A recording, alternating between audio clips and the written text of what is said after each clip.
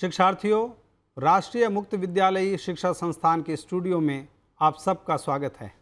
आज हम आपके लिए लेकर आए हैं राजनीति विज्ञान, और राजनीति विज्ञान के अंतर्गत आज हम चर्चा करेंगे आपातकालीन प्रावधानों पर।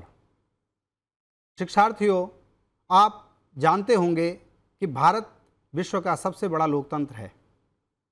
विश्व का सबसे बड़ा लोकतंत्र होने के कारण भारत के संविधान द्वारा भारत के नागरिकों को कुछ मौलिक अधिकार और स्वतंत्रताएं प्रदान की गई हैं। इसके साथ साथ भारत का संविधान भारत में एक संघीय प्रणाली की भी स्थापना करता है, जिसके अंतर्गत केंद्र और राज्यों के बीच शक्तियों का विभाजन किया जाता है।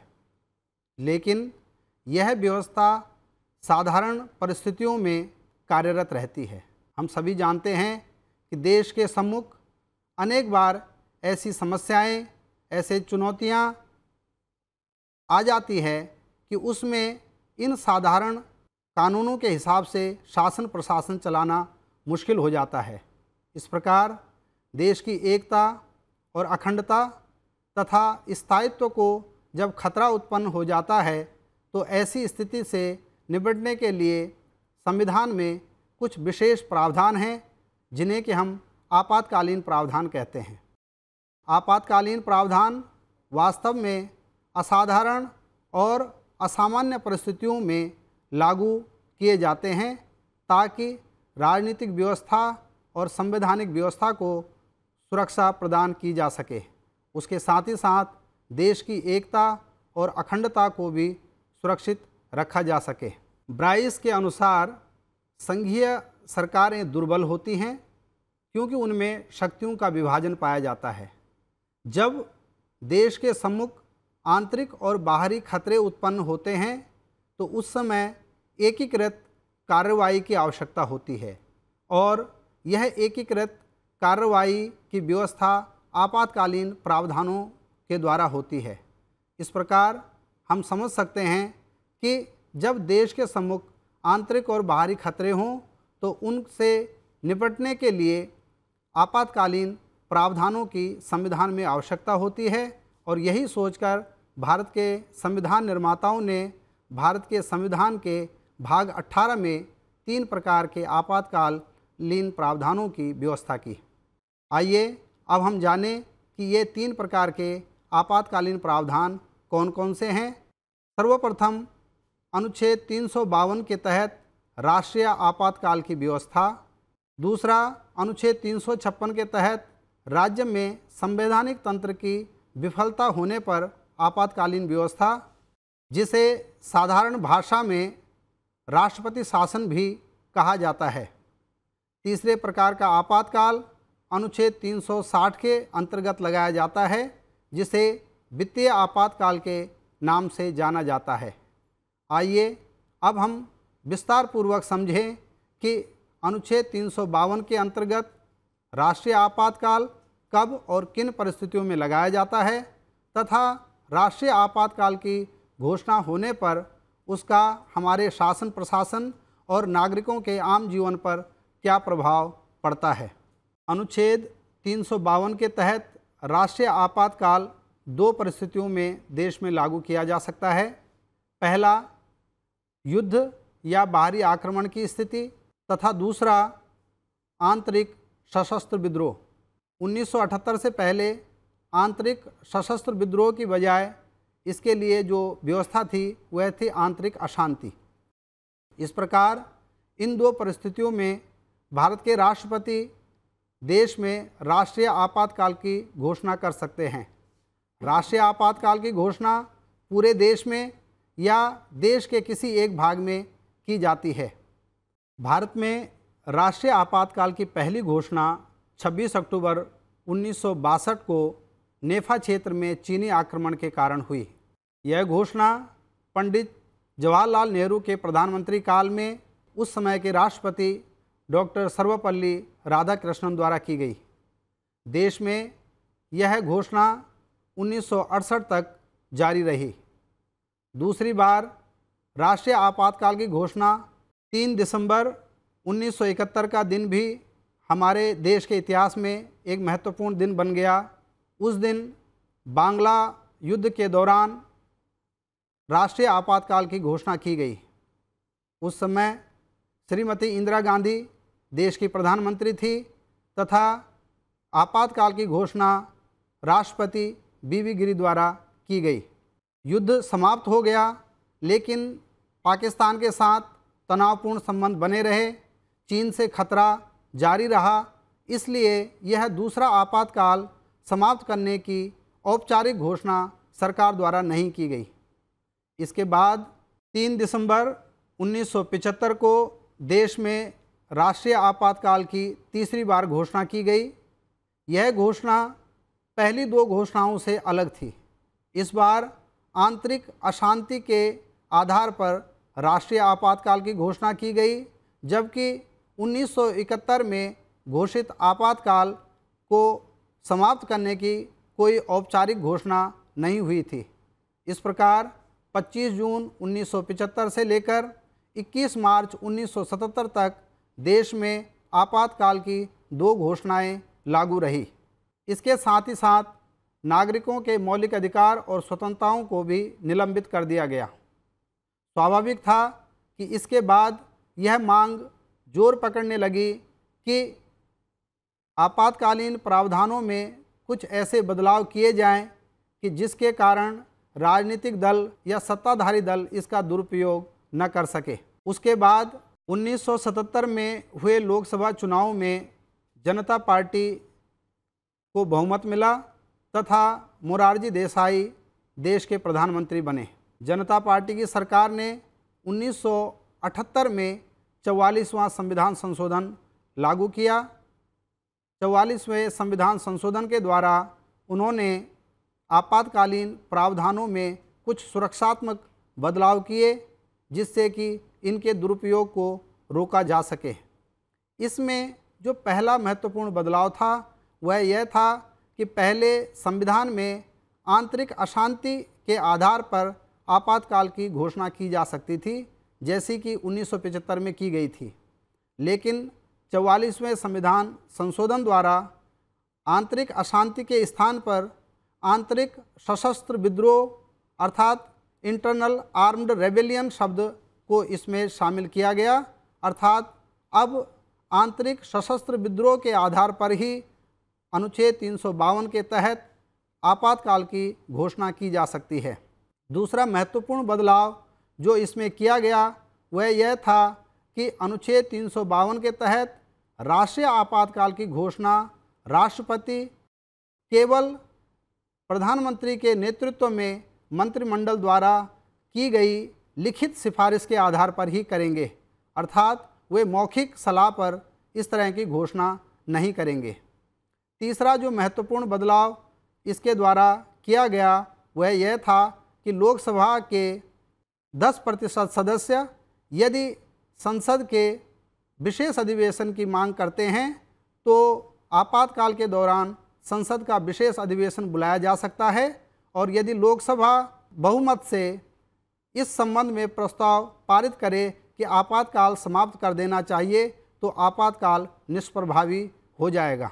अनुच्छेद 352 के अंतर्गत घोषित आपातकाल को 1 महीने के भीतर संसद की स्वीकृति के लिए रखा जाता है तथा एक बार में संसद इसे 6 महीने के लिए विस्तारित कर सकती है, और इस प्रकार यह 6-6 महीने करके आगे बढ़ाया जाता है।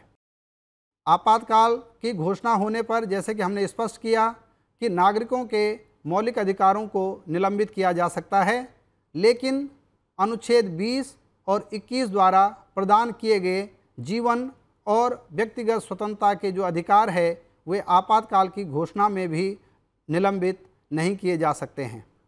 शिक्षार्थियों, इस प्रकार हमने अनुच्छेद 352 के अंतर्गत राष्ट्रीय आपातकाल के विषय में कुछ महत्वपूर्ण बिंदुओं पर चर्चा की।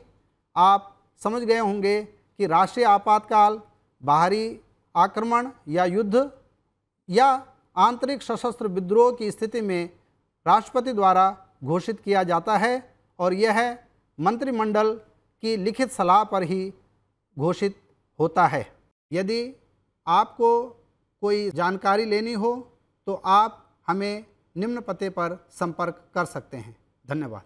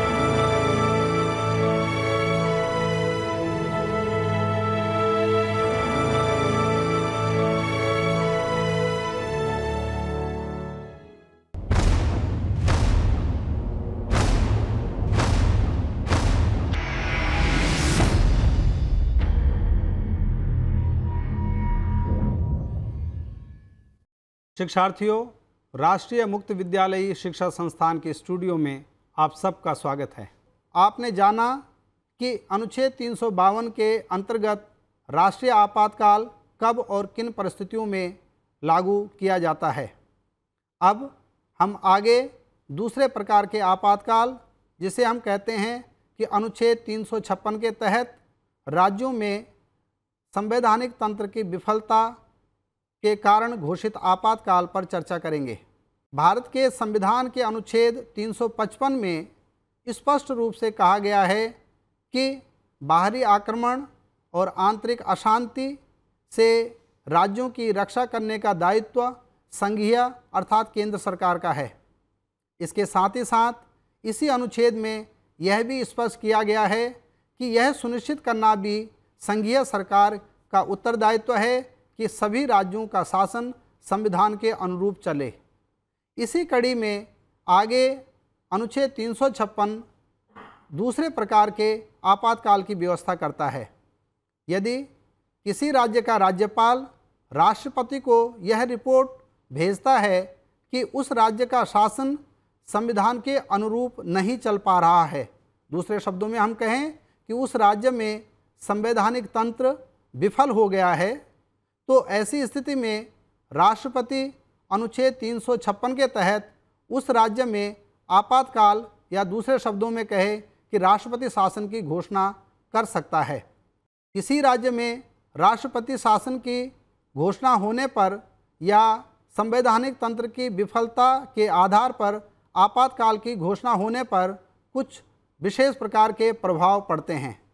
सर्वप्रथम तो राष्ट्रपति उस राज्य के मुख्यमंत्री और मंत्रिपरिषद को बर्खास्त कर देते हैं तथा राज्यपाल, जो कि राष्ट्रपति के प्रतिनिधि के रूप में कार्य करता है, उस राज्य में वास्तविक रूप से कार्यपालिका शक्तियों का प्रयोग करने लगता है। शिक्षार्थियों, आपको ज्ञात होगा कि सामान्य परिस्थितियों में राज्यों में शासन मुख्यमंत्री और उसके मंत्रिपरिषद द्वारा चलाया जाता है, लेकिन वह शासन राज्यपाल के नाम पर चलाया जाता है। जब किसी राज्य में अनुच्छेद 356 के तहत राष्ट्रपति शासन की घोषणा होती है, तो उस राज्य की कार्यकारी शक्तियां भी केंद्र के नियंत्रण में आ जाती है। राज्यपाल राष्ट्रपति के नाम पर राज्य में वास्तविक रूप से शासन प्रशासन चलाने लगते हैं, जबकि साधारण परिस्थितियों में राज्य का शासन प्रशासन वास्तविक रूप से मुख्यमंत्री और मंत्रिपरिषद द्वारा चलाया जाता है और यह वे राज्यपाल के नाम पर करते हैं। न केवल कार्यकारी शक्तियों का, बल्कि आपातकाल के दौरान राज्य में जो विधायी शक्तियां होती हैं वे भी केंद्र के अंतर्गत आ जाती हैं। 356 के तहत राज्य में राष्ट्रपति शासन घोषित होने पर राज्य की विधानसभा को भंग भी किया जा सकता है या उसे निलंबन की स्थिति में भी रखा जा सकता है, जिसे केप्ट इन सस्पेंडेड एनिमेशन भी कहा जाता है। उस दौरान जिस राज्य में राष्ट्रपति शासन लागू है उसके लिए संघ सूची के विषयों के साथ साथ राज्य सूची के विषयों पर भी विधि निर्माण या कानून निर्माण का जो कार्य है वह केंद्रीय संसद द्वारा किया जाता है। इस प्रकार हम देखते हैं कि अनुच्छेद 356 के तहत जब किसी राज्य में राष्ट्रपति शासन लगाया जाता है तो उस राज्य के ऊपर केंद्र सरकार या संघीय सरकार की शक्तियों का विस्तार हो जाता है। शिक्षार्थियों, हमने अनुच्छेद 352 में यह स्पष्ट किया था कि 352 के अंतर्गत घोषित राष्ट्रीय आपातकाल को 1 महीने के भीतर संसद की स्वीकृति के लिए रखना अनिवार्य है। अनुच्छेद 356 के तहत घोषित आपातकाल को 2 महीने के अंदर संसद की स्वीकृति के लिए रखा जाता है।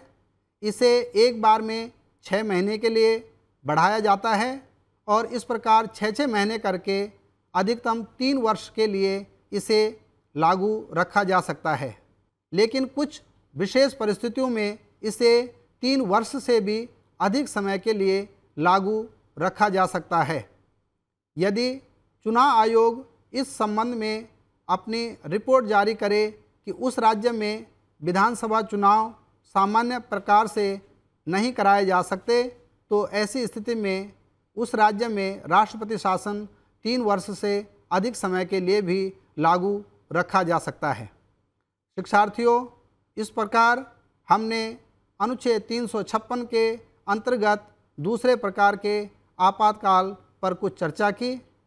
यह जानना भी आवश्यक है कि भारत के संविधान के 356वां जो अनुच्छेद है वह काफ़ी विवादास्पद रहा है, क्योंकि केंद्र में जो सरकारें रही हैं उन्होंने विपक्षी दलों की राज्य सरकारों को अस्थिर करने के लिए कई बार अनुच्छेद 356 का दुरुपयोग किया है। अनुच्छेद 356 केंद्र और राज्य संबंधों में तनाव का प्रमुख कारण रहा है। यह विभिन्न केंद्र राज्य संबंधों पर बने आयोगों ने भी स्पष्ट किया है। इसके अलावा सर्वोच्च न्यायालय ने भी अपने निर्णयों में यह स्पष्ट किया कि अनुच्छेद 356 का दुरुपयोग होता है और सरकारों को इसके दुरुपयोग से बचना चाहिए। इसमें यह भी स्पष्ट किया गया कि अनुच्छेद 356 का प्रयोग अंतिम विकल्प के रूप में किया जाना चाहिए, अर्थात जब राज्य में स्थायी सरकार के गठन के कोई भी विकल्प न बचे हो तभी जो है अनुच्छेद 356 का प्रयोग किया जाना चाहिए। भारत के संविधान में तीनों आपातकालीन प्रावधानों, जिनका हमने पहले भी उल्लेख किया, अनुच्छेद 352, अनुच्छेद 356 और अनुच्छेद 360 जिस पर हम चर्चा करेंगे, उनमें से सबसे अधिक जो दुरुपयोग हुआ है वह अनुच्छेद 356 का ही हुआ है। इस प्रकार अनुच्छेद 356 का प्रयोग बड़ी सावधानी से किया जाना चाहिए। यदि इसका दुरुपयोग होता है तो यह भारत में केंद्र राज्य संबंधों के लिए अच्छा संकेत नहीं होगा। शिक्षार्थियों, हमने अनुच्छेद 352 और 356 के अंतर्गत घोषित आपातकाल के महत्वपूर्ण बिंदुओं पर चर्चा की। अब हम अनुच्छेद 356 के बाद अनुच्छेद 360 जो कि तीसरे प्रकार के आपातकाल की व्यवस्था करता है उस पर चर्चा करेंगे। अनुच्छेद 360 भारत में वित्तीय आपातकाल की व्यवस्था करता है। भारत के राष्ट्रपति यदि भारत के किसी भाग या भारत में वित्तीय अस्थिरता हो या भारत की वित्तीय साख को खतरा हो तो वे अनुच्छेद 360 के अंतर्गत वित्तीय आपातकाल की घोषणा कर सकते हैं। यहाँ यह स्पष्ट करना आवश्यक है कि भारत में अनुच्छेद 360 के अंतर्गत वित्तीय आपातकाल की आज तक कभी भी घोषणा नहीं हुई है। लेकिन यह जानना आवश्यक है कि यदि वित्तीय आपातकाल की घोषणा हो जाती है तो उसका देश के शासन प्रशासन तथा नागरिकों के आम जीवन पर क्या प्रभाव पड़ता है। शिक्षार्थियों, यदि राष्ट्रपति अनुच्छेद 360 के तहत वित्तीय आपातकाल घोषित कर देते हैं तो ऐसी स्थिति में राज्य सरकारों के वित्तीय प्रशासन पर केंद्र का नियंत्रण हो जाता है, अर्थात केंद्र सरकार राज्यों को वित्तीय मामलों में निर्देश जारी कर सकती है। इसके अलावा राज्य विधानमंडलों द्वारा पारित धन विधेयकों को संसद के विचार के लिए और राष्ट्रपति के विचार के लिए सुरक्षित रखा जा सकता है। इसमें सबसे महत्वपूर्ण प्रभाव यह है कि यदि राष्ट्रपति वित्तीय आपातकाल की घोषणा कर देते हैं तो उस दौरान सरकारी कर्मचारियों, यहाँ तक कि उच्च और उच्चतम न्यायालय के न्यायाधीशों के वेतन और भत्तों में भी कटौती की जा सकती है। शिक्षार्थियों, हमने भारत के संविधान के अनुच्छेद 352, अनुच्छेद 356 तथा अनुच्छेद 360 में दिए गए आपातकालीन प्रावधानों के विषय में समझा। इसके बाद यह जानना आवश्यक है कि आपातकालीन प्रावधान क्यों आवश्यक है तथा आपातकालीन प्रावधानों की किस आधार पर आलोचना की जाती है। यह स्वाभाविक है कि कई बार यह देखने में आया है कि आपातकालीन प्रावधानों का सत्ता पक्ष द्वारा दुरुपयोग हुआ है। इसलिए कई राजनीतिक विचारक और चिंतक आपातकालीन प्रावधानों की यह कहकर आलोचना करते हैं कि वे लोकतंत्र की भावना के खिलाफ हैं या वे संघीय प्रणाली की जो भावना है या संघीय प्रणाली है उसको समाप्त कर देते हैं। कई बार आलोचक यह भी कहते हैं कि आपातकालीन प्रावधान संविधान द्वारा दिए गए मौलिक अधिकारों को अर्थहीन कर देते हैं। इसके अलावा कुछ विचारक इस आधार पर भी आपातकालीन प्रावधानों की आलोचना करते हैं कि इससे संविधान द्वारा राज्यों को दी गई स्वायत्तता समाप्त हो जाती है। लेकिन यहाँ पर यह समझना आवश्यक है कि संविधान निर्माताओं ने संविधान में इस प्रकार के प्रावधानों की क्यों व्यवस्था की। संविधान लोकतांत्रिक है। संविधान निर्माता भारत में लोकतंत्र के साथ साथ संघात्मक व्यवस्था की भी स्थापना करना चाहते थे और उन्होंने निश्चित तौर पर संविधान में अनेक ऐसे प्रावधान दिए जिससे कि भारत में एक सुदृढ़ लोकतंत्र और संघीय प्रणाली की स्थापना होती है। लेकिन यहाँ पर यह जानना आवश्यक है कि वास्तव में आपातकालीन प्रावधान न तो लोकतंत्र या लोकतांत्रिक व्यवस्था के खिलाफ है और न ही वे नागरिकों के मौलिक अधिकारों को अर्थहीन करते हैं, बल्कि कई बार राष्ट्र के समक्ष ऐसी परिस्थितियां उत्पन्न हो जाती है जिन परिस्थितियों में देश के लोकतंत्र के साथ साथ उसकी एकता और अखंडता को भी खतरा पैदा हो जाता है। अर्थात इन असाधारण और असामान्य परिस्थितियों में संविधान द्वारा स्थापित व्यवस्था के साथ साथ देश की एकता और अखंडता की रक्षा के लिए भी आपातकालीन प्रावधान आवश्यक है। अब यह एक अलग विषय है कि आपातकालीन प्रावधानों का दुरुपयोग होता है। यदि हम देखें भारत के संविधान को पिछले 65 सालों में, तो हम देखते हैं कि जैसे जैसे देश में जागरूकता आती है, जैसे जैसे देश में मीडिया और अन्य जो संस्थाएं हैं वे मजबूत होती हैं, तो आपातकालीन प्रावधानों का दुरुपयोग रुक जाता है। आपातकालीन प्रावधान आवश्यक है और इनके दुरुपयोग को हम रोक सकते हैं। शिक्षार्थियों, संविधान में दिए गए आपातकाल वास्तव में सेफ्टी वाल्व की तरह हैं। जब व्यवस्था पर कोई आंतरिक या बाहरी संकट हो तो उस परिस्थिति में इन प्रावधानों का प्रयोग आवश्यक हो जाता है। आपातकालीन प्रावधान देश की रक्षा और एकता और अखंडता के लिए आवश्यक हैं। इनका दुरुपयोग रोका जा सकता है यदि राजनीतिक दल और आम जनता यह ध्यान रखें कि ये केवल सुरक्षात्मक उपाय है, ये असाधारण परिस्थितियों में ही इनका प्रयोग किया जाना चाहिए। शिक्षार्थियों, इस अंक में हमने पढ़ा कि भारत के संविधान में कौन कौन से आपातकालीन प्रावधान हैं।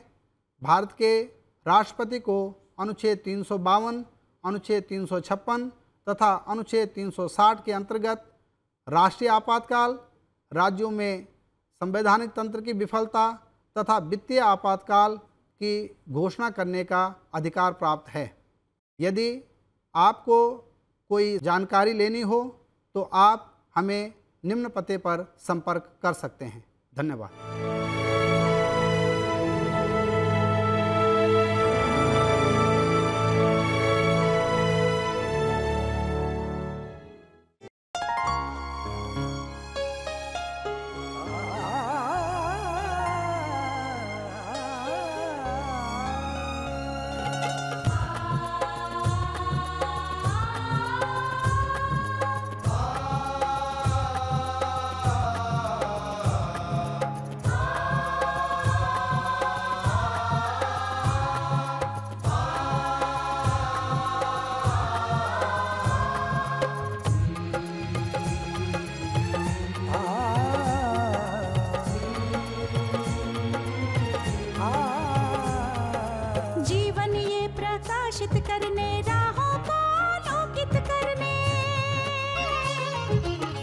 जीवन ये प्रकाशित करने, राहों को आलोकित करने। हम अपना दीपक स्वयं बने, हम अपना रास्ता स्वयं चुने। हम अपना दीपक स्वयं बने, हम अपना रास्ता स्वयं चुने।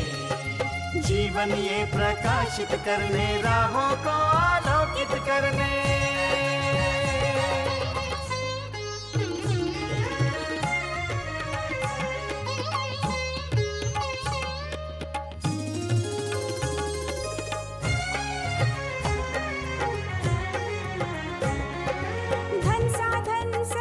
सीमा से विद्यालय जो मुक्त हो, धन साधन समय की सीमा से विद्यालय जो मुक्त हो। कभी पढ़े हम कहीं पढ़े, वे विषय की लोच से युक्त हो। कभी पढ़े हम कहीं पढ़े, वे विषय की लोच से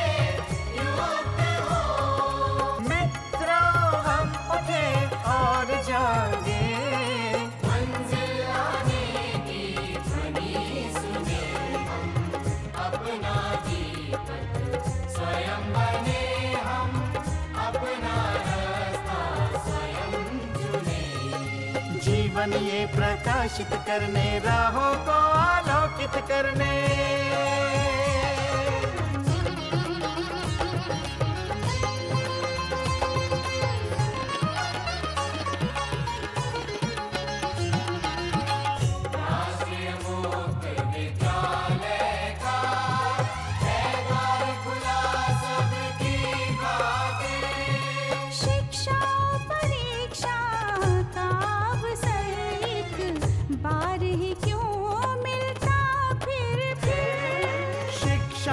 परीक्षा का अवसर एक बार ही क्यों मिलता फिर दुनिया में इसके केंद्र बात। कोई मन चाहा केंद्र चुने, हम अपना दीपक स्वयं बने, हम अपना रास्ता स्वयं चुने। कोई मन